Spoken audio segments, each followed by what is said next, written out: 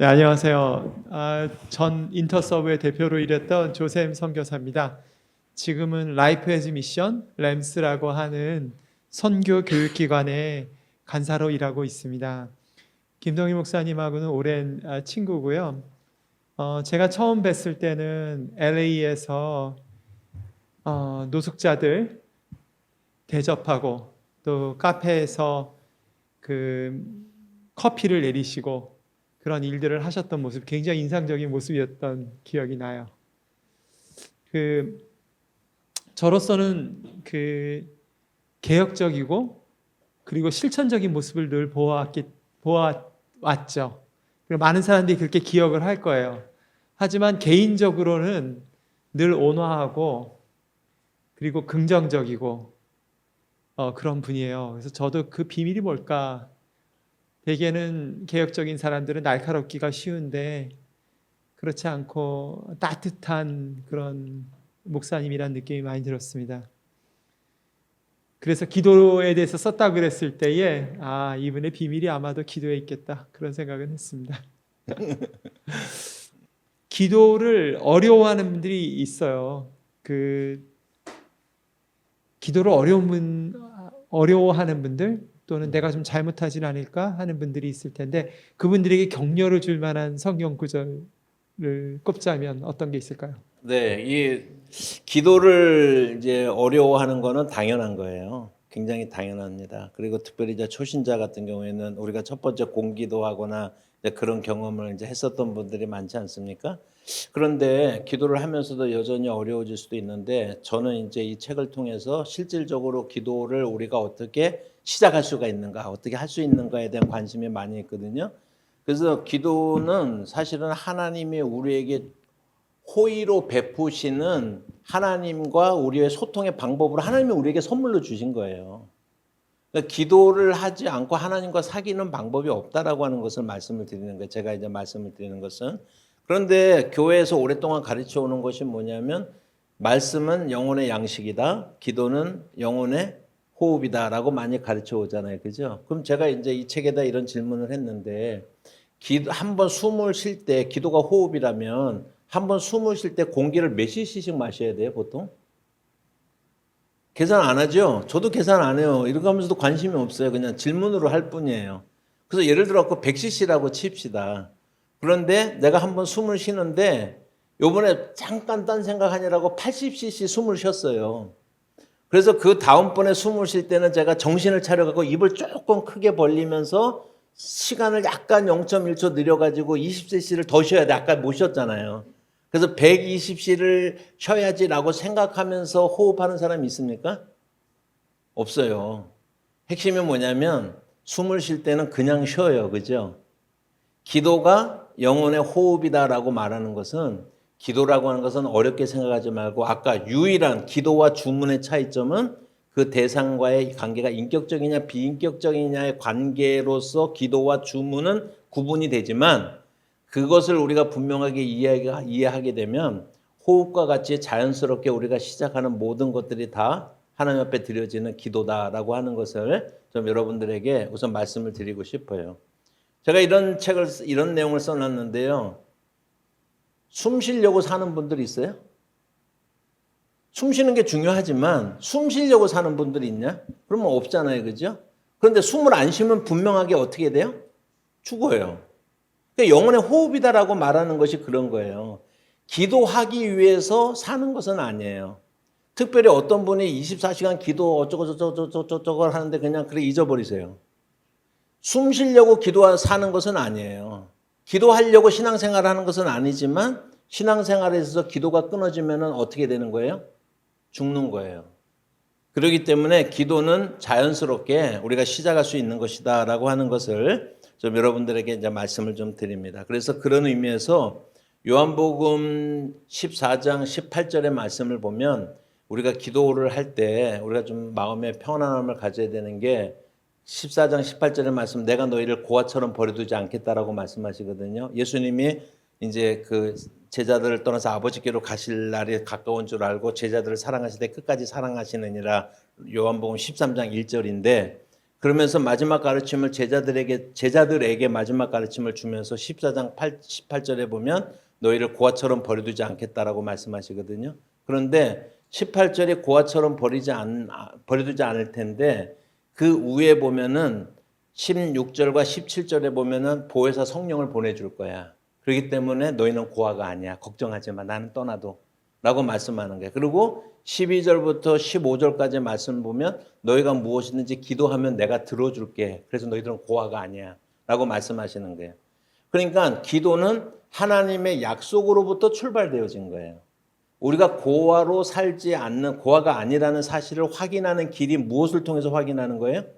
기도를 통해서 확인하는 거예요. 물론 보혜사 성령이 오셔서 그것을 확인시켜 주겠지만 그런 의미에서 기도를 우리가 너무 방법론적으로 어렵게 생각하거나 그렇게 하지 마시다라고 하는 것을 여러분들에게 말씀을 드리고, 또 하나는 우리가 기도와 주문을 구분을 하고 나서는요, 그 다음에 가장 좋은 기도는 아까 제가 이제 두 가지 기도의 방해가 골반 기도라든지 중원본에 대한 잘못된 이해 때문에 우리가 기도가 막힌다고 그랬잖아요. 또 하나가 뭔지 아십니까? 기도의 순서예요. 하나님을 부르고 그 다음에 어떻게 해야 돼요? 회개를 하고 찬양을 하고. 제가 그런 식으로 안 하니까는 순서도 잊어버렸는데, 우리가 하나님의 이름을 부르고 그 다음에 찬양을 하고 회개를 하고 아뢰올 말씀을 이렇게 또 우리 기도하고, 그 다음에 그러고 또 나오면 안 돼. 남을 위해서 도고 기도를 하고 그 다음에 예수님으로 기도합니다라고 이렇게 나와야 되잖아요. 그죠? 근데 우리가 실제 현장에서, 근데 이거는 굉장히 좋은 기도문인데 이것을 제가 문헌사 쪽으로 찾아보니까 놀랍게도 오리게너스가 AD 3세기에 벌써 이 얘기를 해놨더라고요. 오리게너스의 기도론을 읽어보니까. 그렇지만 이게 정착이 된 건 17세기예요. 경건주의 전통 속에서 이런 기도의 모범 사례로 우리에게 제시가 되어져 있는 방법이거든요. 그런데 이 방법이 기도를 막아요, 오히려. 왜냐하면 제가 지금요, 막 밖에서 상황이 불처럼 끌어올라요. 뭔가 아마. 어떨 때는 화가 날 수도 있고 어떨 때는 비즈니스적으로 굉장히 이런 다양한 상황 속에서 우리가 기도하는데, 그래서 예를 들어 가지고 지금 죽느냐 사느냐 문제를 가지고 내가 지금 하나님 앞에 기도하고 나왔는데 기도 순서가 뭐 해야 돼요? 나는 마음속에서 죽느냐 사느냐 하는데 기도는 어떻게 해야 돼? 처음에 어떻게 찬양을 합니까? 근데 찬양하라고 배웠잖아요, 우리가. 그 다음에 뭐 해야 돼요? 회개를 또 하라고 배웠잖아요. 지금 저놈이 죽일 놈인데 내가 회개하고 있어야 돼, 지금. 아뢰올 말씀 하기 전에. 그러니까는 이러한 기도의 순서가 기도를 배우는 데는 굉장히 도움이 되지만 어느 정도 지나가면 이 기도 때문에 기도가 오히려 막히게 되는 거예요. 그래서 기도가 어려운 분들에게 제가 권하는 방법은, 그런 의미에서 시편 62편 8절에 보면은 제 책에 다 있습니다. 백성들아 시시로 그 마음을 토하라라고 그랬거든요. 그래서 특별히 여러분들이 시편 제 책에 다 있는데 109편을 여러분들이 보시면 다윗은 이렇게, 하나님 내 원수들의 목숨이 짧게 해주시고 그 아내를 어떻게 해주시고 그 자식들은 절대로 성공하지 못하게 해주시고 이렇게 기도하는 거예요. 그럼 그게 기도문이 아니에요. 시편 109편의 기도, 저주시라고 불리우는 시편 13편을 보면은요, 하나님이 언제까지시니까 하나님의 부재로부터 기도가 시작이 되는 거야. 하나님 언제까지 침묵하시겠습니까? 언제까지 가만히 계시겠습니까? 그래서 1절과 2절에 4번이나 하나님의 침묵, 어느 때까지입니까? 아드 아나흐라고 하는 그런 그 아주 탄식의 그런 기도문으로 기도가 시작되거든요. 근데 그게 누구의 기도예요? 다윗의 기도야. 나의 하나님, 나의 하나님, 어째 나를 버리시나이까? 다윗이 시편 22편 1절에서 기도한 내용이 아닙니까? 그러면 우리는 기도에 대해서 어떤 전형적인 그런 거를 기도라고 생각을 하기 때문에 오히려 기도를 잘못하는 거예요. 그래서 기도는 어떻게 하는 게 좋다고요?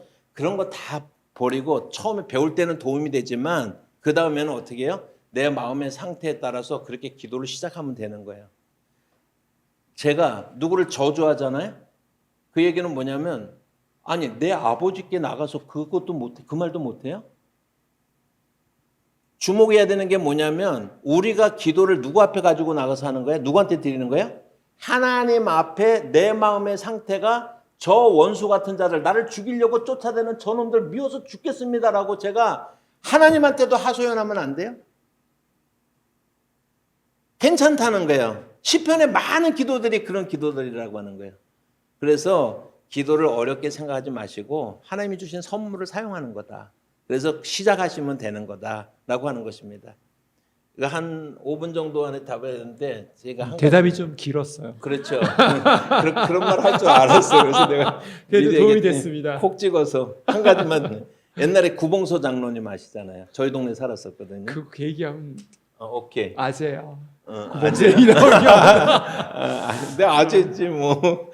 그, 아줌마는 아니니까. 그 말씀하신 것 가운데 네. 그 동감이 되는 게 인격적이다라고 말할 때만 해도 제가 얼른 이해가 안 갔는데 아빠 하늘에 계신 또한 고아와 같이 너를 버려두지 않는 아빠인 거죠. 네.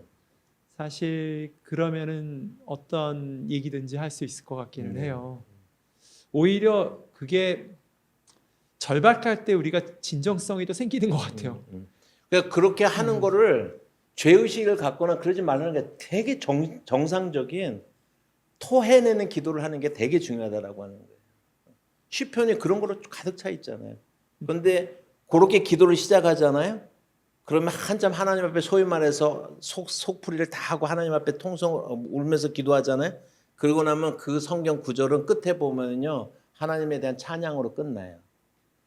하나님 근데 그거를 만약에 처음에 하나님에 대한 찬양으로 시작해봤어요. 시작해보세요.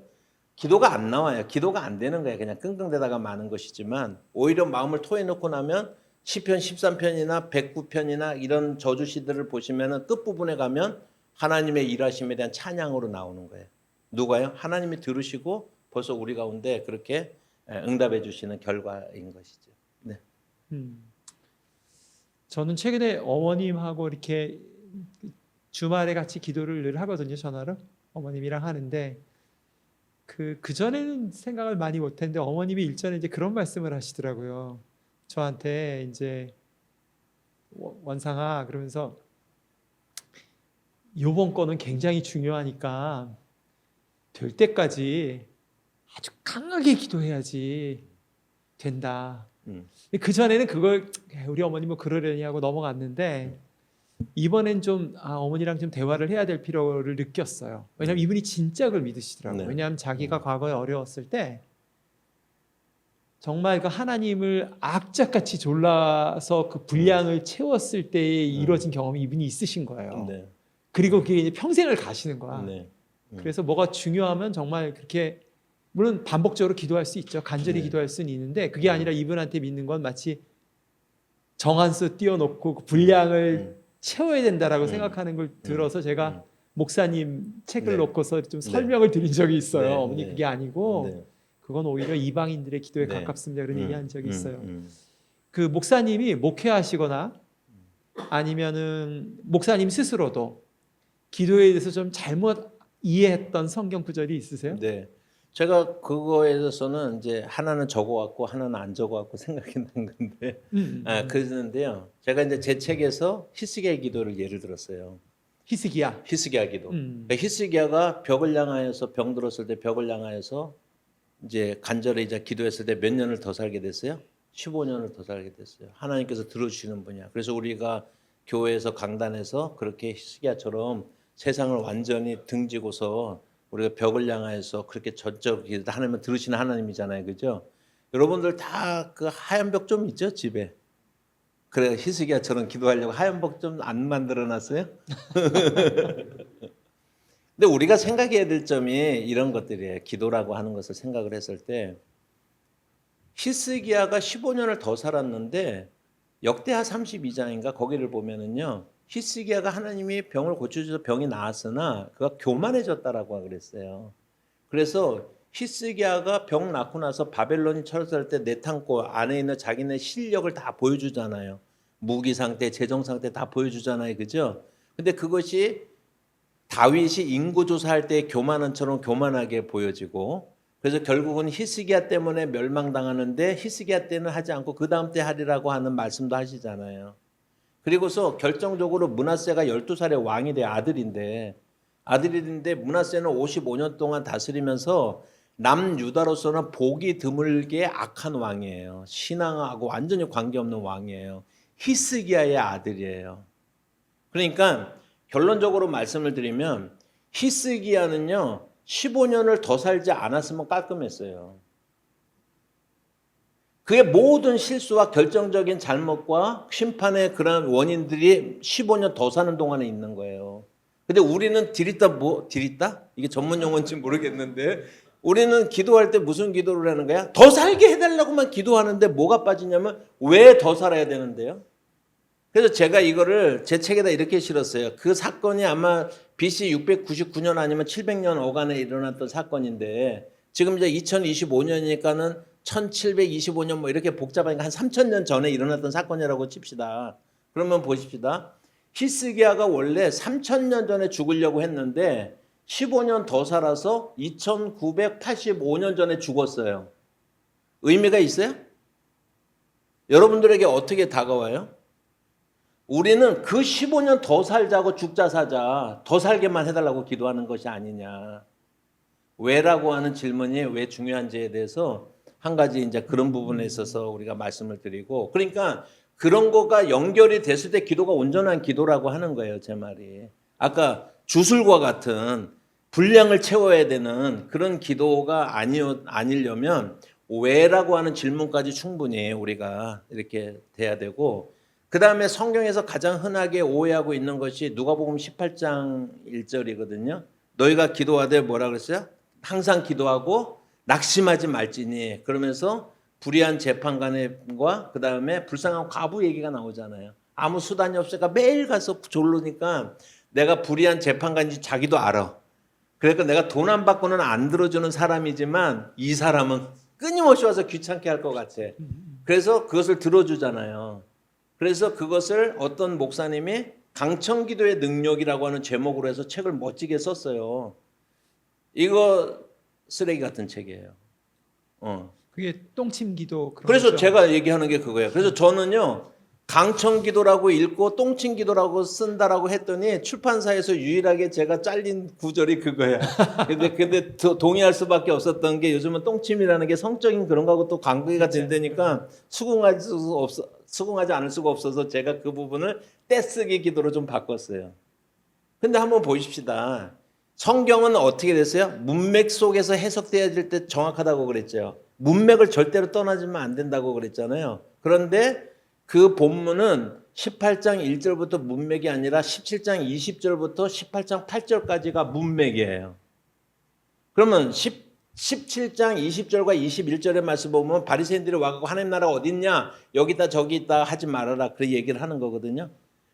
이미 너희 안에 있다. 그러고서 바리새인들은 떠나요. 그리고 제자들이 남잖아요. 제자들에게 21절부터 20절, 21절, 22절부터 보면 제자들에게 뭐라고 말씀하냐면 인자의 날들 중에 하루라고. 이게 한국 번역 성경은 인자의 날들 중에 뭐 이렇게 좀 애매한데 정확하게 번역을 하면 인자의 날들 중에 하루에 관해서 말을 해요. 인자의 날이라고 하는 것은 초림과 재림 사이 종말을 말하거든요. 그 날들 중에 하루. 이게 뭐예요? 재림의 날을 말하는 거예요. 그래서 그 이후에 보면 제자들에게 인자의 날들 중에 하루가 반드시 있을 것이다. 예수의 재림이 반드시 있을 것이다. 그런데 그 전에 인자가 먼저 고난을 당하고 죽었다가 살아나야 된다라고 말씀을 하시고 근데 이것을 너희가 전해야 되는데 전할 때 어떤 상황이 되냐면 노아의 홍수 때처럼 홍수가 나기 전날까지 그들은 홍수가 날 거를 아무도 믿지 않고 그냥 그들이 다 수장당했잖아요. 노아의 가족만 빼놓고 앞으로도 그런 일들이 있을 것이다.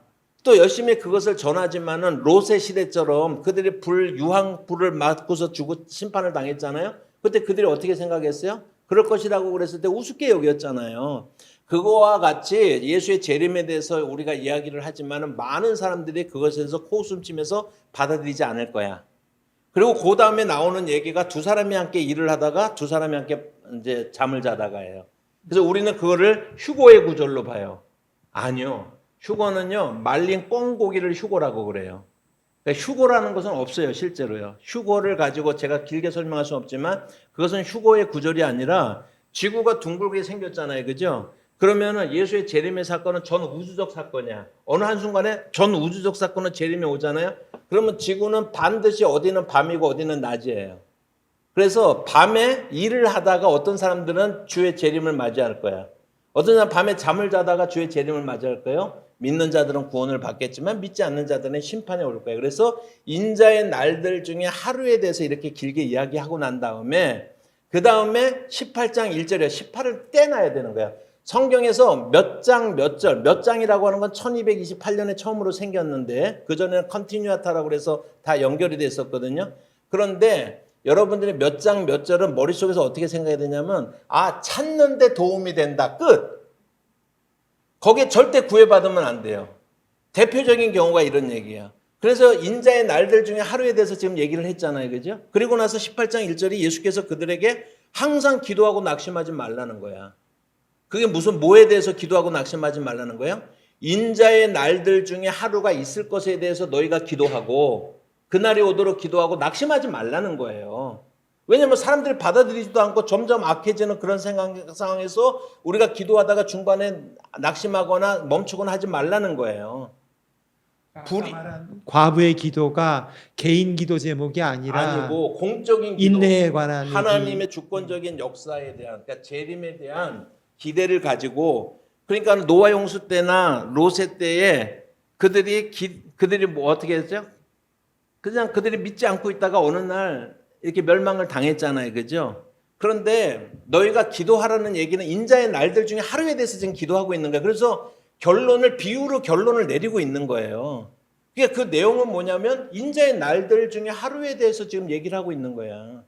그러니까 너희들이 그날을 기대하고 이 세상에서 우리가 그리스도인으로 사는데 제가 첫 번째 아까 서시처럼 쓴 것을 소개해 주셨지만 우리는 그런 세상 속에서 살잖아요. 그럼 우리의 소망은 어디 있어요? 예수의 재림에 있다라고 하는 거예요. 그래서 예수의 재림에 반드시 있다라는 사실에 대해서 너희들이 항상 기도하고 낭망하지 말라는 거예요. 믿으라는 거예요. 그리고 나면 결론적으로 맨 마지막에 8절이거든요.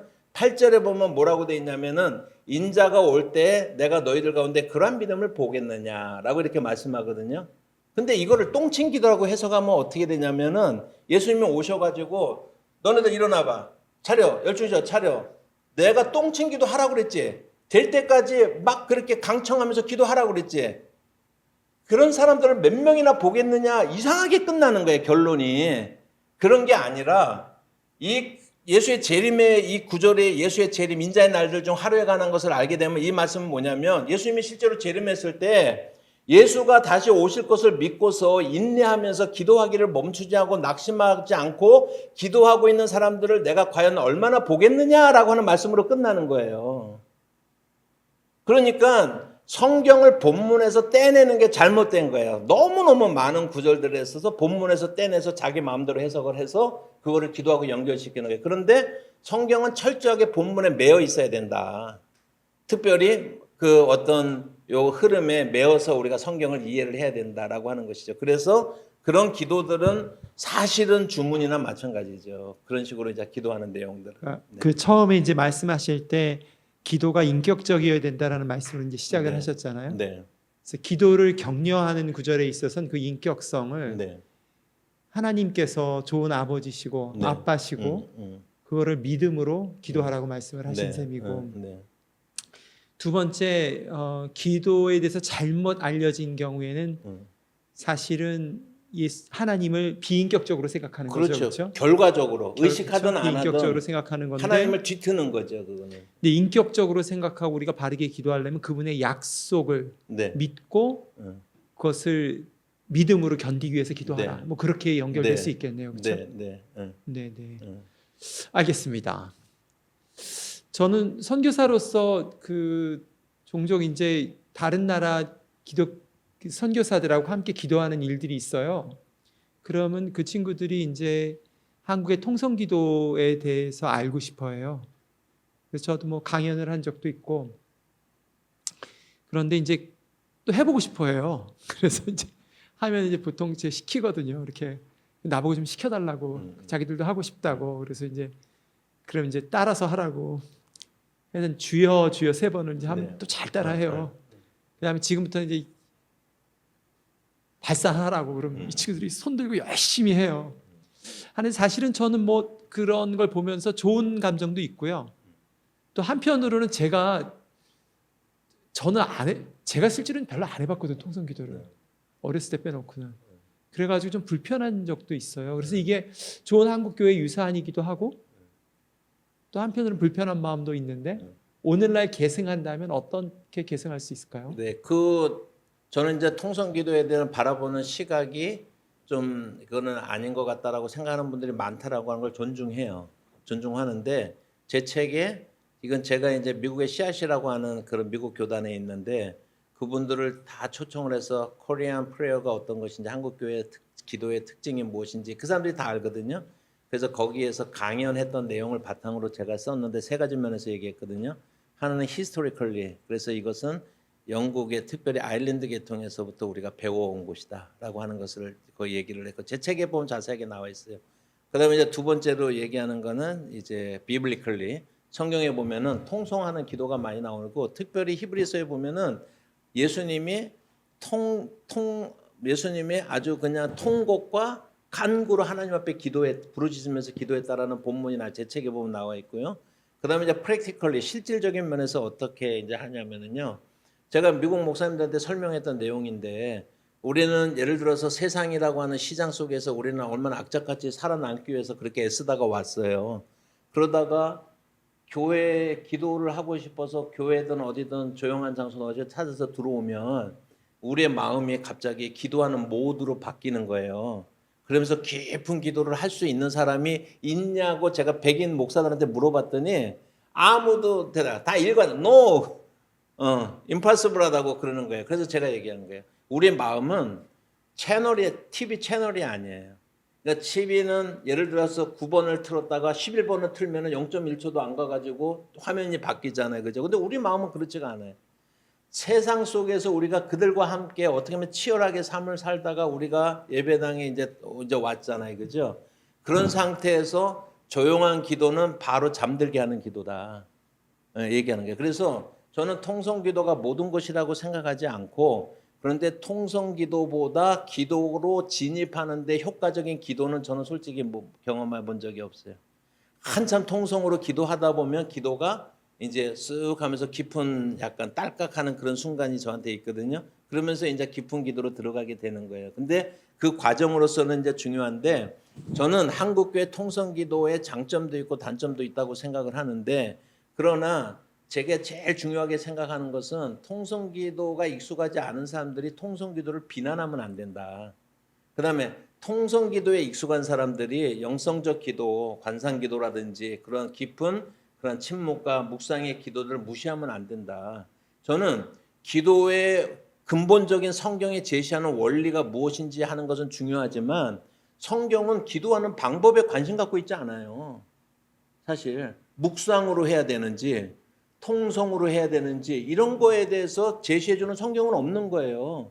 같이 하나님 앞에 기도하는 방법이 다양하면 안 돼요? 또 사람의 성향이 다 다르잖아. 그럼 그 성향에 맞춰서 기도하면 안 돼요? 근데 왜 그것을 꼭 그런 기도가 그러니까 약간 기도에 대해서 표현이 죄송한데 겉멋이라고 할까? 기도에 대해서 이제 많이 알고 기도는 이런 것은 아니다 이렇게 많이 아는 분일수록 통성기도회 같은 거에 대해서 좀 부정적으로 생각을 해요. 뭐 그럴 수 있지만 제가 기대하는 것은 뭐냐면 왜 기도의 방법이 고정돼야 되는데요? 성경에 그런 방법이 없어. 성경을 아무리 봐도 그렇게 고정시키는 구절이 없다라는 거예요. 그러면 그 다양성을 인정하고 자기의 형편과 또 그런 거 상황에 따라서 그래서 제가 통성기도 본문에 침묵과 고독에 대해서도 좀 소개를 해놨거든요.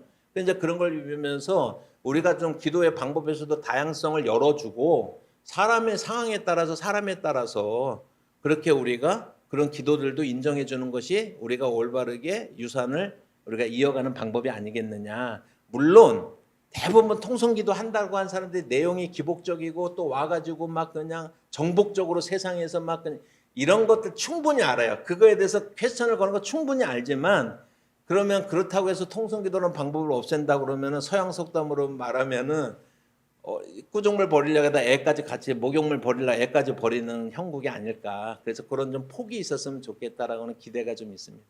네. 그러니까 여러 문화 가운데 다양한 기도의 유산들이 있다는 생각을 하기는 해요. 그러니까 저는 영국 친구한테 사실은 자연을 걸으면서 기도하는 것이 굉장히 도움이 됐었어요. 네. 주님의 임재를 믿고 그냥 쭉 걸어가서 생각나면서 1시간, 2시간 보내는 게. 근데 이제 통성기도가 굉장히 도움이 될 때가 있긴 있었어요. 네. 어느 때였냐면 너무 슬플 때, 너무너무 슬프고 가슴이 맺힐 때는 이렇게 울어야 되거든요. 울지 않고 다른 방법이 어떻게 근데 가능해요? 나이를 먹으니까 울어지질 않는 거예요. 그냥 어느 날 근데 그것도 성령이 아직도 여성 호르몬이 아직도 안 나오네. 아니 근데 이게 기도하면서 이렇게 막 터져서 이 마음을 쏟아내는 기도 성령께서 주셔서 하는 게 얼마나 큰 위로가 되는가. 네. 그건 그래서 아마 그게 웨일링 프레어라고 그러잖아요. 영어로 네, 통성 기도가 네, 네. 그 음. 일제 시작되는 너무나 어려운 시기에 한국 사람들이 그렇게 쏟아내지 않고는 견딜 수가 없지 않았나 하는 그런 생각이 미국에서는 코리안 스타일 프레어라고 그렇게 한국 스타일의 기도라고 신학교마다 이렇게 했어요. 그 말씀을 들으면서 제가 이제 한 가지 생각을 하는 게 순간적으로 잊어버렸네. 같이 통성기도 좀 하려고 그랬던 거 아니었어요? 지어 삼창 한번. 제가 이제 갑자기 생각이 났었는데 그 말하다가 아마 생각나기를 바라고 굉장히 평양 중요한 대붕 기록 같은 걸 보면은 코리안 스타일이라고 적혀 있지는 않고 원래는 웨일링 프레어로 되어 웨일링. 있어요. 슬프게 부르짖는 그때의 광경이 선교사들이 봤을 때 음. 너무나 조선인들이 슬펐던 거예요. 네. 뭐 그런. 네. 하여튼 예수님도 통성기도 했어요. 전 예수님도 너무 통성기도 슬플 땐 했어요. 이해가 돼요. 네. 저 하고 싶어요. 그 지금 생각날 똥말똥 하는데 지나가 봅시다. 네, 좀 생각나면 중요한 말씀해 네, 주세요. 그럴게요. 네. 한때 이제 그런 기도 운동이 혹시 있었던 거 기억나세요? 뭐냐 하면은 우리가 믿음으로 선포하는 기도를 하면 이루어진다는 거죠. 그래서 이제 지금도 그런 기도 하시는 분들이 있어요. 예를 들어 병이 걸리는데 하나님이 병을 낫게 해주세요가 아니라 믿음으로 선포를 해버리는 거죠. 병이 나의 지어다. 좀 더 나가면은 병이 낫다. 이렇게까지 이제 믿음으로 선포를 하고 그게 안 나면 믿음으로 그 선포를 하지 않아서 그렇다. 이제 그런 오해들이 있었거든요. 지금 마저 끝낼게요. 근데 이제 목사님 책에도 그 비슷한 얘기가 나오던데 피앗 기도 될지어다. 피앗기도. 네. 피앗 그 라틴어 피앗이라는 말을 쓰면서 이 기도가 중요하다 그러셨는데 어떻게 다른가요? 앞에 있는 그 파워 프레어 그 믿음의 선포 기도와 피앗 기도가 어떻게 다릅니까? 둘 다 될지어다 마찬가지인데. 그러니까는 이제 그런 부분들에 있어서 우리가 좀 잘 이렇게 피앗이라고 하는 말은 굉장히 중요한 말인데 제가 이 책에서 아마 어쩌면은 한국교회 개신교에서는 처음으로 소개하는 걸 수도 있다라는 생각도 해요. 근데 피앗이라고 하는 것은 피아트인데 피앗이라고 한국 교회에서는 교회사 속에서는 얘기되는데 그것은 레디비던이에요. 그대로 이루어질지어다 아니면은 수능 이제 그 흐름에 따라서 맡길지어다 되게 하소서. 이제 이런 뜻을 가지고 있는데 성경에 보면은 피앗이라고 하는 단어는 라틴어인데 피앗 이루어질지어다 될지어다라고 하는 단어는요 어디에만 쓰냐면 하나님의 창조와 구속사에만 쓰는 거예요. 아까 이제 두 가지 잘못된 기도 얘기했을 때 전제가 중요하다고 그랬잖아요, 그죠? 그것처럼 피앗이라고 하는 말은 하나님에게 귀속되어지는데 하나님의 창조와 그리고 하나님의 구속에만 피앗이라는 말이 쓰여져요. 그래서 우리가 빛이 있으라 1장 3절인가요? 1장 3절에 창세기 있잖아요. 그게 뭐냐면 피앗 룩스예요. 빛이 있으라 그러면 그대로 이루어지는 거예요.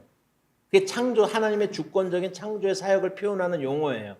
그 다음에 하나님의 또 하나의 구속사적 계획이 뭐냐면 예수 그리스도를 통해서 우리를 구속하시겠다라고 하는 게 하나님의 구속사적 계획이에요. 이 두 가지 경우에만 피앗이라는 단어를 써요. 그런데 이 피앗이라는 단어가 기도 형태로 쓰여질 때가 있어요. 청유형 기도 형태로 쓰여질 때가 있는데 그때가 이제 중요한 건데 이것은 예를 들면 어떤 사람이 비즈니스를 하는데 하나님이 이 비즈니스를 크게 해주시면 하나님의 나라를 위해서 의를 위해서 그러면 열심히 해서 그래서 하나님의 영광을 올려드리겠습니다. 이렇게 기도하는 건 피앗 기도가 아니에요.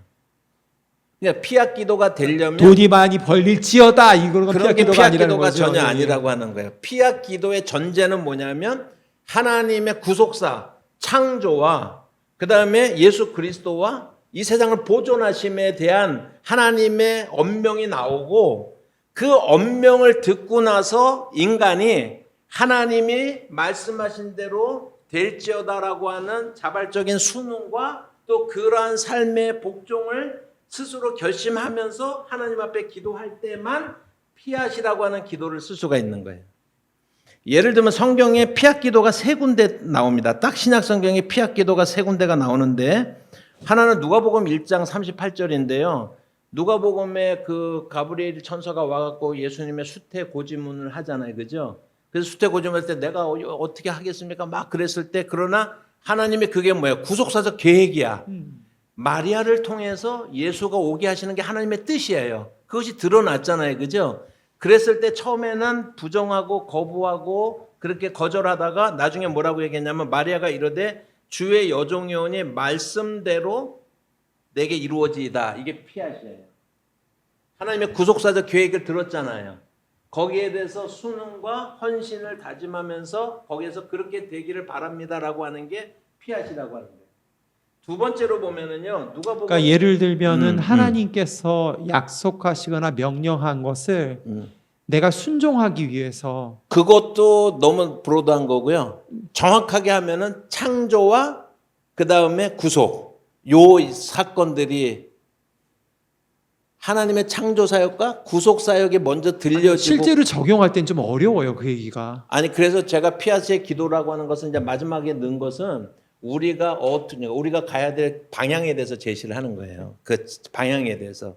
그래서 그 중에 하나가 뭐냐면 겟세마네 기도예요. 누가복음 22장 42절인가 3절. 거기에 보시면은 그래서 하나님 할 수만 있으면 이 잔을 내게서 멀리 물리쳐 달라고. 그러나 내 뜻대로 마옵시고 아버지의 뜻대로 하옵소서라고 하잖아요. 아버지의 뜻이 이루어지이다. 그러니까 하나님의 구속 사역이 뭐예요? 예수 그리스도가 십자가에 죽으시는 거예요. 그 하나님의 명백한 구속 사역 앞에서 예수가 그 하나님의 드러난 뜻에 내가 헌신하고 순응할 그런 마음으로 하나님 앞에 그렇게 되리라고 하는 그런 기도문을 드리는 것이 피앗이에요. 그리고 또 한 경우가 딱 있는데 그게 뭐냐면 주기도문에 보면은요. 주기도문에 뜻이 하늘에서 이룬 것 같이 땅에서도 이루어지다라고 했잖아요. 하나님의 뜻은 뭐냐면 예수님의 그 기도의 가르침에 보면 두 번째 사실은 그 기도문이 제일 중요하거든요. 그게 뭐냐면 하나님의 나라에 임하옵시며 당신의 나라가 임하옵소서가 이게 가장 중요한데 이 구절을 좀 설명해 주는 게 세 번째 세 번째 뜻이 하늘에서 이루어진 것 같이 땅에서도 이루어지다라고 하는 것이거든요. 뜻이 하나님의 뜻은 뭐냐면 하나님의 나라가 임하는 거야. 그 이야기를 들었잖아 우리는. 그렇게 들은 우리 제자들이 주기도문을 통해서 살아가는 것은 뭐냐면 그 뜻이 우리에게 그대로 이루어지리라라고 하는 것은 우리도 그 하나님의 뜻이 이루어질 수 있도록 우리가 순응하고 적극적으로 헌신한다는 삶의 고백과 결단이 동반된 기도의 형태야. 그래서 그 전제가 다 하나님의 창조 사역 아니면 구속 사역하고 관계가 되는 거예요. 그래서 좁게 써야 된다라고 하는 거예요. 피앗이라고. 그런데 굉장히 중요한 기도예요. 아까 생각이 났는데 성경에 보면은요, 너는 뭐라 그랬어요? 문을 구하라, 찾으라, 문을 두드리라. 그래서 그러면 열릴 것이고 찾을 것이고 그러잖아요. 그런 거 가지고 아까 될지어다 이런 식으로 쓰잖아요. 근데 그 구절을 가만히 보시면요, 이거는요 산상수훈 안에 있는 구절이에요. 이 구절을 산상수훈 밖으로 끌어내면 안 된다는 거야. 끌어내면은 우리 마음에 있는 소원을 뭔가 자기가 믿는 거를 믿는다고 믿는 그 사실을 선포하고 이렇게 되지만 이게 산상수훈 안에서 매여야 되는 거야, 이거는요. 그러니까 팔복의 원리를 따라서 산다는 건 얼마나 힘든 일이에요. 새로운 하나님 나라 창조의 원리를 따라서 하나님 나라 백성으로 살아가는 일이 얼마나 힘든 거예요. 그죠? 그런데 그 가운데 그렇게 살고자 하는 자가 하나님 앞에 구할 때 하나님께서 들어주신다는 그 산상수훈의 문맥에 매여서 있어야 되는 것이지 그냥 내가 성공해서 세상에서 성공하거나 뭔가를 선포하기 위해서 그 구절을 쓰는 것은 오용이다. 본문에 대한 오용이다. 라고 하는 거예요. 그래서 산상수훈의 원리의 지배를 받는 그런 사람들에게 주시는 하나님의 약속의 말씀이다. 그러니까 예를 들면은 네. 구체적으로 예를 들면은 그 분쟁이 있는 가정이 있다고 합시다. 네. 그러면 주님의 평화가 이 가정 가운데 임하게 하소서라든가 네.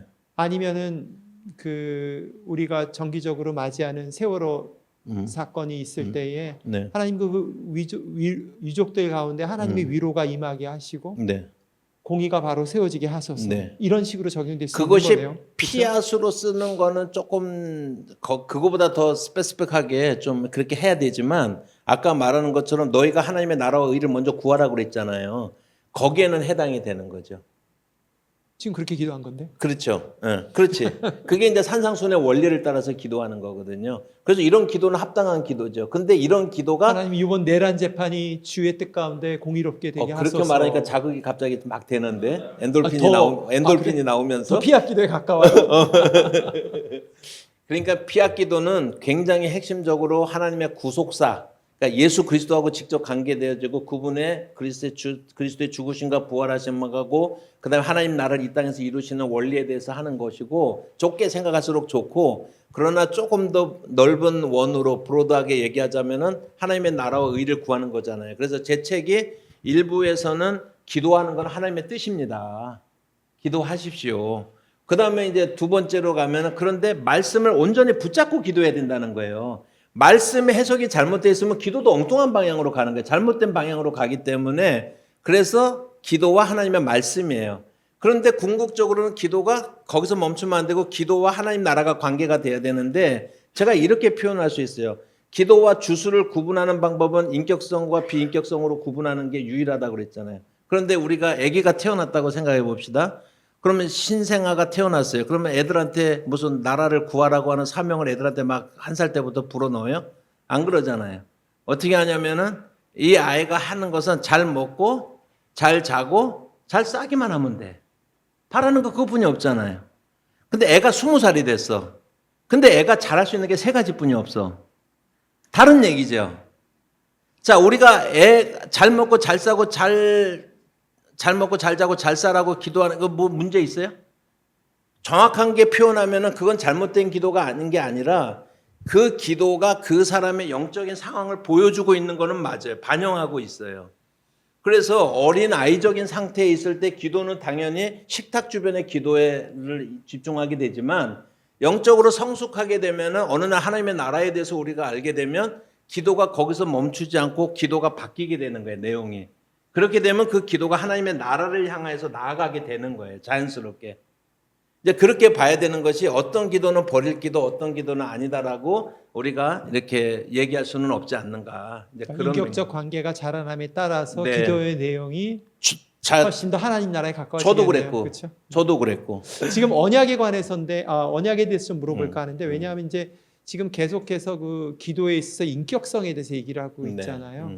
근데 인격적이라고 말하는 것은 상대편에게 서로 맞춰가는 거잖아요. 네. 뭐 하나님도 우리 인격적으로 대하신 네. 거 아니에요? 네. 인간이 돼서 오셨으니까. 네. 우리를 기계처럼 대하지 않으시니까. 기계처럼 대하지 않고 마찬가지로 우리도 하나님을 인격적으로 대한다면 네. 하나님의 약속하신 것에 근거해서 기도하는 게 네. 굉장히 중요하잖아요. 네. 그런 면에서 언약이라고 하는 건 굉장히 중요한 신학 네. 사상이고 네. 또 책에도 많이 설명을 네. 하셨는데 언약에 대해서 짧게 간단하게 말해보세요. 그리고 이것을 기도와 5분으로. 연결해서 좀 격려해 주세요. 네. 이거 이제 언약이라고 하는 것은 이게요 구원이라는 말은 신약적 언어예요. 그런데 구원이라는 말은 모호한 언어예요. 구원받는다는 게 뭐예요? 사실이요? 데피니션이 뭐죠? 너무나 당연하게 들어왔지만 굉장히 모호한 언어예요. 근데 저는 구원이라고 하는 개념을 언약이라고 하는 개념이 더 정확하게, 이건 신구약을 아우르고 요한계시록까지 연결이 되는데 언약이라고 하는 것의 핵심은 뭐냐면 하나님의 약속인데 내가 너의 하나님이 되고 너희는 내 백성이 될 것이다가 언약의 약속의 내용이에요. 그러니까 구원이라는 것은 뭐냐면 이제 우리가 이제 계시록 20장에 20장으로 가면은요. 언약 이제 뭐라고 말씀하고 있냐면 사탄도 다 이제 없어지고 이제 다 이제 불못에 던져지고 그러잖아요. 그죠?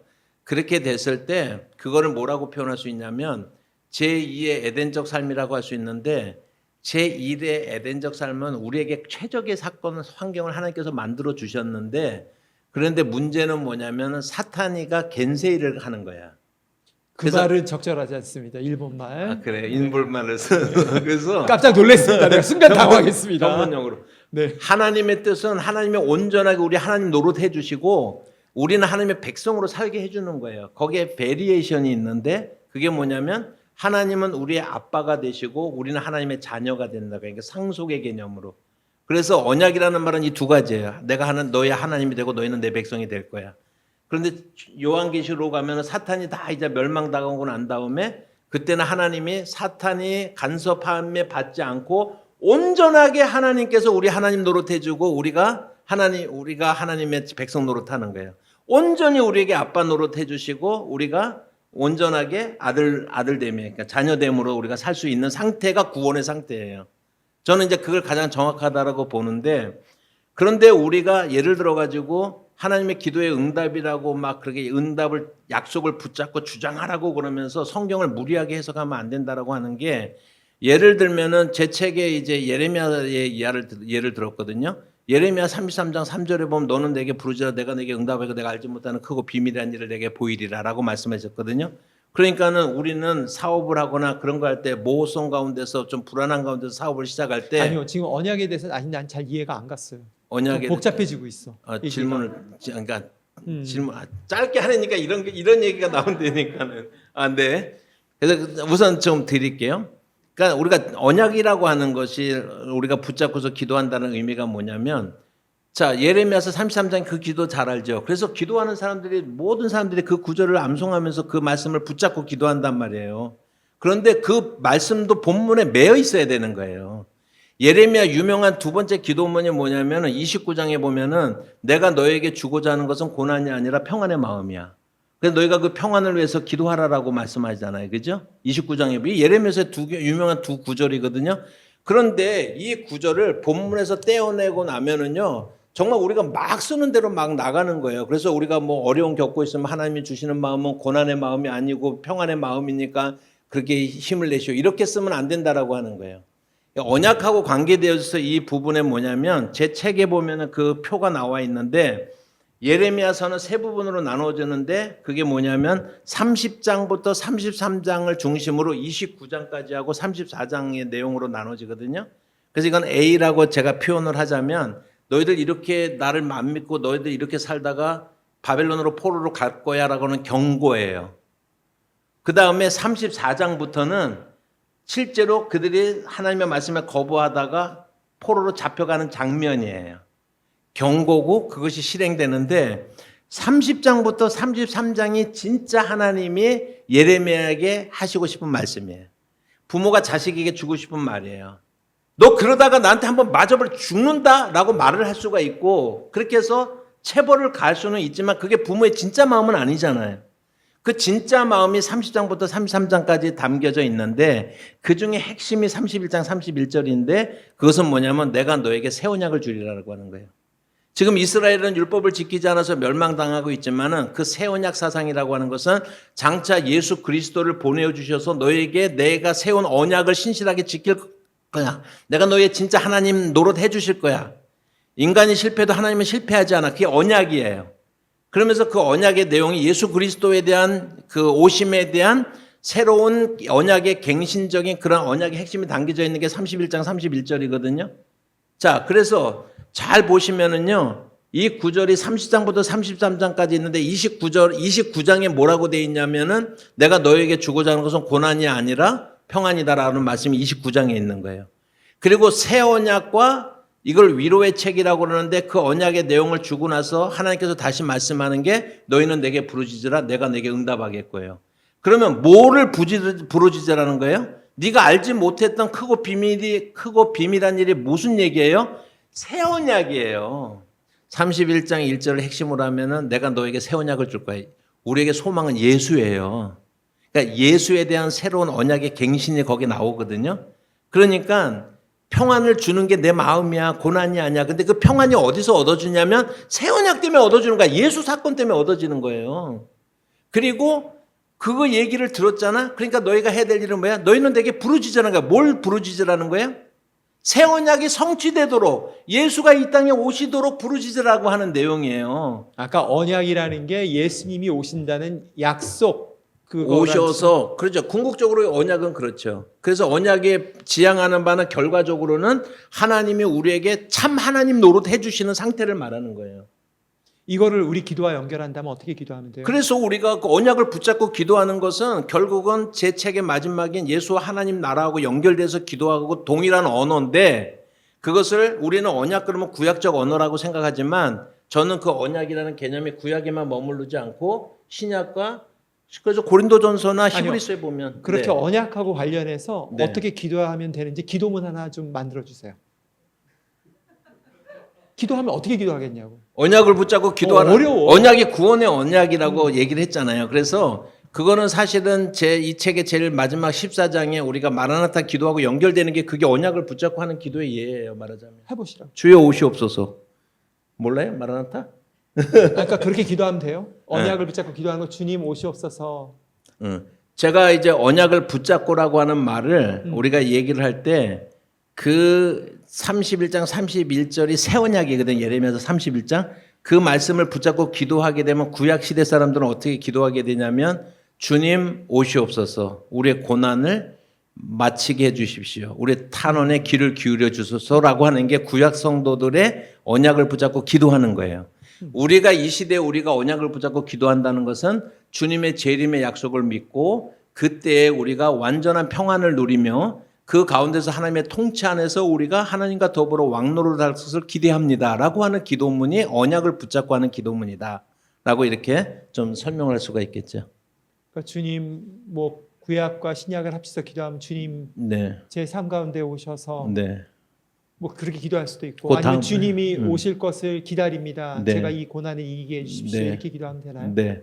그래서 제 핵심은 언약을 구약적 언어로 국한시키지 말아라라고 하는 게 그래서 하나님이 우리의 소원은 뭐냐면 하나님이 참되게 우리 참 하나님 노릇 해주시는 거예요. 우리는 그 안에 사는 거예요. 하나님이 우리에게 참되게 아빠 노릇 해주시고 우리가 그 안에 사는 거예요. 그게 언약을 붙잡고 하는 기도의 내용의 핵심이라고 할 수가 있죠. 네. 네. 전 사실 기도문에 대한 얘기가 나왔는데 어떤 분이 질문을 던지시긴 했어요. 저도 기도문 배웠던 것 2개 정도는 저한테 늘 도움이 되는 게 있어요. 외워서 하고 있는데 아침에 눈 뜰 때 제가 기도하거든요. 주님 저에게 새 생명 주셔서 감사합니다. 오늘 하루가 주님을 경외하는 삶이 되게 하소서. 그 기도를 눈 뜨면 바로 그것부터 해요. 하고 또 너무 힘들 때는 라틴어인데 키리에 일레이선 그거 기도해요. 쭉 하다가 주여 저에게 은혜를 베푸소서. 주님 저에게 자비를 베푸소서. 반복적으로 네. 기도하는데 도움이 되더라고요. 네. 목사님의 경우에는 좀 나눠주실 만한 기도문이 있으신가요? 그런 거 없는데. 그 질문에 안 드렸었나 내가? 끼리의 레소인이라고 하는 게 굉장히 중요한 의미가 있는데 주여 우리를 불쌍히 여기소서잖아요. 그런데 이게 왜 그 사람들은 특별히 이제 그 누구죠? 프란체스코나 이런 사람 그 기도문을 하나 좀 주세요. 우리가 나눌 수 있는 거를. 너 없는데. 이게 이제 예수 기도 이런 기도가 좋다고 제가 소개할 수가 있어요. 근데 그게 뭐냐면 우리가요. 말을 하는 순간에는 딴 생각 안 합니다. 여러분 가만히 생각해 보세요. 그래서 왜 끼리의 엘레이손이라는 기도문을 그때 그 영성가들이 하루 종일 하는 이유가 뭐냐면 다른 잡생각이나 다른 생각이 들어올 틈을 주지 않아요. 내가 뭔가 말하고 있는 순간은. 그래서 그 기도문을 아침에 하나씩 정해가지고 기도하는 그런 그 방법들은 굉장히 좋은 거죠. 그래서 저도 그거를 실행할 때가 있거든요. 몇 시간 동안 그냥 입술에서 계속해서 끼리의 엘레이손, 끼리의 엘레이손. 끼리에가 이제 the Lord 주님, 크리어스 그렇죠? 예, 주님. 예, 그리고 엘레이손이 일레이손은 불쌍히 여기다가 자비, 그래서 그렇죠? Grace, Have 그렇죠? mercy on me라고 Have 하는 mercy on me. 예, 그런 이제 기도를 도움이 이렇게 되더라고요. 그런 그 짤막한 기도문으로 하루를 살아내는 건 굉장히 도움이 되죠. 그게 전형적으로 끼리의 엘레이손이 가장 유명한 기도문이죠. 그런 것들이 그런 식으로 아침에 상황 속에 따라서 그래서 핵심은 내가 그런 짧은 단문이라도 기도하는 동안에는 절대 딴 생각 안 듭니다. 여러 가지로. 그래서 온전히 내 삶을 하나님께 바치는 방법이기도 하는 것이죠. 한글로 한다면 주여 저를 긍휼히 여기소서. 네, 긍휼히 여기소서라고 하는 기도죠. 산책 주여 생각보다 주를 그게 이제 날리는 호흡법하고 같이 하면 좋긴 한데 어쨌든 네. 주여 불쌍히 여기소서 주여 불쌍히 여기소서 이렇게 이제 기도하는 것이죠. 그런 거 굉장히 좋은 기도. 제가 목사님을 너무 제시를 괴롭힌 것 해주는데. 같은데. 아이, 자, 절대. 이제 좀 질문을 플로어에서 네. 좀 받을게요.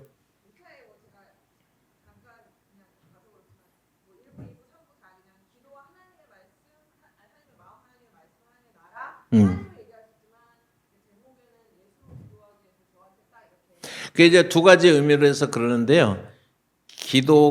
기도의 중심이 예수가 있어야 된다는 의미에서 그렇게 얘기를 했고, 그 다음에 기도라고 하는 것이 예수님의 사역을 통한 하나님의 구속사하고 관계돼야 된다라고 하는 의미에서 제가 그럼 여러 가지 그런 의미를 담아서 약간 중의적 표현이거든요. 명확한 표현은 아니잖아요.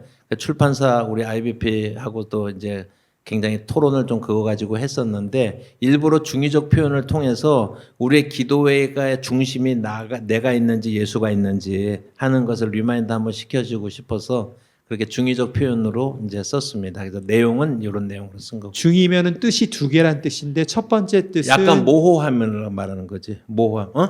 첫 번째 뜻 중이라 그러면 두 가지 네, 뜻이 네, 있다는 네, 뜻이잖아요. 네, 네. 그럼 첫 번째는 예수님을 중심에 두려고 한다. 우리 기도의 중심이 예수님하고 관계돼야 되는 예수님의 두 번째는 예수님처럼 기도하려고 한다. 그렇죠. 그런 두 가지 뜻이에요. 의미를 가지고서 한 것이죠. 알겠습니다. 네. 그 예수님의 기도 중에서 제일 유명하고 중요한 게 요한복음 18장이거든요. 대제사장의 기도문을 여러분들이 제 책에도 소개해놨으니까 한번 읽어보시면 우리의 기도도 그 방향을 따라가는 게 하나님의 구속사하고 궁극적으로는 하나님의 구속 역사하고 우리의 기도하고 연결이 돼야지만 성숙한 기도가 될 수 있다는 면에서 그러니까 하나님께서 세상을 구원하시는 그것에 초점을 맞춰서 기도하라. 네, 우리도 궁극적으로 예수님이 그러셨듯이. 그러니까 우리의 일상적 필요를 버리는 것은 아니지만 그 굉장히 중요한 것입니다. 그런데 거기 보면 우리에게 일용할 양식을 주옵소서라고 그렇게 대단한 의미를 가진 거거든요. 한마디로 보면 만몬을 버리라는 거예요. 잉여 자산을 포기하라는 얘기예요. 쉽게 말하면. 따라갈 수 있겠어요? 그러니까 우리가 그냥 날마다 그냥 습관적으로 일용할 양식을 주옵시고라고 하지만 세 가지 우리 청원 중에 첫 번째가 일용할 양식을 주옵시고라고 하는 것은 세상의 가치의 전도를 말하는 거예요. 그래서 우리가 이 세상에서 부자 되고 높은 자리에 올라가고 고지를 점령하게끔 하는 것이 아니라 그것을 버리라고 하는 명령이에요, 우리에게. 그래서 굉장히 깊은 의미가 있거든요. 그런 것들이 담겨지는 실천적 기도가 우리에게 필요하다는 거죠. 맨날 우리가 언제까지 우리 아파트 두 채 사게 해주시고 내가 지금 30평 사는데 40평으로 옮겨가게 요즘은 해주시고 두 채는 안 구합니다. 아 그래요? 똑똑한 똑똑한 놈 한 구합니다. 채로 한 채를 구하더라도 구합니다. 법상 그렇습니다. 네. 자, 또 다른 질문 하나. 또. 인데요. 그 피약 기도가 이제 두 가지 창조하고 구원 구속, 두 개, 네. 구속의 네. 두 가지가 있었잖아요. 네. 근데 우리가 이제 해야 될 피약 기도는 마라나타잖아요. 네. 근데 궁극적으로는 궁극적으로 마라나타인데 우리가 그 피약 기도를 안 했었거든요. 네. 사실은 네. 그냥 우리의 일상적인 생활의 문제들 해결을 막기 위해서 네. 그런 기도만 했었거든요. 네. 근데 제가 책을 읽으면서 우리 여기 이 구절이 저는 굉장히 큰 게 와닿은 게 있었어요. 네. 우리의 기도가 금향료 금대접에 담겨 하늘의 보좌의 향기로 들어진다는 것이다. 이 네. 기도가 네. 이래서 우리가 그 피약 우리가 이제 해야 될 기도 네. 마라나타 그 기도를 네. 해야 네. 되는구나 이렇게 네. 생각을 하고 있었거든요. 네. 근데 우리는 그건 다 하나님의 계획이니까 재림하실 건 확실하는 거니까 네. 기도 안 해도 되는 거니까 네. 기도 안 해도 이루어질 거니까 네. 그렇게 생각을 하고 있었거든요. 네. 근데 그 피약 기도를 우리가 이제 앞으로는 꾸준히 계속 해야 된다는 거를 이렇게 책을 그렇죠. 통해서 네. 이제 깨닫게 그거하고 됐거든요. 이제 논리적인 연관성이 계속해서 피약 기도나 마란타 기도하고 연결되는데 네. 계시록 5장과 계시록 8장에 기도의 금대접, 금향로라고 하는 의미가 두 번이 나오거든요. 그런데 5장에 나오는 것은 예수의 초림을 얘기하는 거예요. 놀랍게도. 그다음에 요한계시록 8장은 예수의 재림에 관해서 기대하는 거예요. 그러니까 쉽게 말하면 출애굽 모티프가 굉장히 중요한데 출애굽 모티프에서 하나님의 구속이 어떻게 일어나냐면 이스라엘 사람들이 애굽에서 종살이하면서 괴롭고 해서 하나님 앞에 기도하잖아요. 그죠? 그 탄원을 하나님께서 들으시고 모세를 보내시잖아요. 거꾸로 생각하면 창세기 15장에 하나님은 너희가 4대 동안 애굽에 내려가다 4대 만에 돌아올 것이라고 미리 예정하셨잖아요. 그죠? 하나님의 주권적 역사인데 성경은 놀랍게도 신비롭게도 하나님이 주권적으로 역사하시지만 신비롭게도 그것이 우리의 기도의 응답의 결과라고 하는 거예요. 그런데 그 출애굽 모티프하고 똑같이 가는 게 뭐냐면 그 계시록 5장 시간이 없어서 자세히 설명 못하지만 계시록 5장에 보면 기도의 금향로가 하늘에 상달되었다라고 나오거든요. 그러니까 그게 뭐냐, 거기서 기도의 금향로가 구약의 성도들이 그런 상황 속에서 예수가 오셔서 우리에게 해방을 가져다 주소서라고 하는 그런 기도문이 차서 응답되어진 결과로 하나님의 예수의 초림이 임한 거라고 하는 거예요. 이게 신비예요. 그러니까 하나님 마음대로 하실 거지만 우리가 그렇게 기도하라고 성경에 말씀하고 있으니까 그 기도에 대한 응답이다라고 또 한편에 말씀하시는 거야. 8장 같은 경우에는 그 기도의 금 대접이 하늘에 상달되어진 다음에 그 불이 땅으로 떨어져서 심판이 임하거든요. 그래서 이게 재림인데, 재림도 언제 임하냐면 하나님의 그때와 그 시는 아무도, 예수님도 모르고 하시겠지만, 그런데 한편으로 신비롭게도 성경은 뭘 얘기하고 있냐면 주여 오시옵소서라고 하는 마라나타의 기도에 대한 그것이 채워졌을 때 하나님께서 그 응답을 들으시고 오신다라고 하는 그런 말씀이 있는 거예요. 그래서 그것은 논리적 모순이 아니라 그 양쪽을 우리가 그대로 받아들이는 수밖에 없어요. 하나님이 주권에 속해 있지만 하나님은 기도하기를 원하신다는 거예요.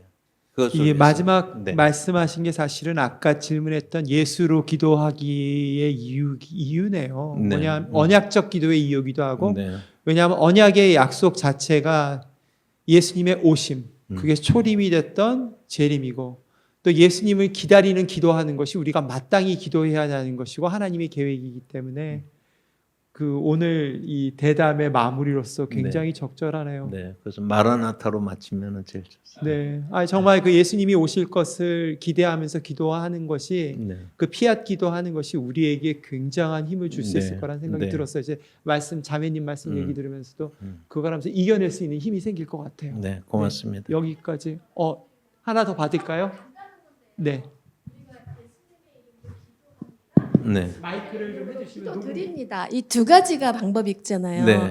근데 어떤 사람은 예수님 이름으로 기도합니다는 틀리다. 네. 예수님 이름으로 기도드립니다. 이렇게 해야 된다고 그런 게 있었거든요. 제가 그 답을 드릴 수 있을 것 같아요. 잠깐만 기다려 보세요. 그건 아니지. 드립니다가 날 것 같은데요? 네, 감사합니다. 전혀 중요한 문제가 아닙니다. 네. 네, 오늘 함께해 주셔서 감사하고 끝날 때 이제 악수는 안 하려고 그래요 지금. 함께해 주셔서 감사합니다. 고맙습니다. 네, 감사합니다. 네.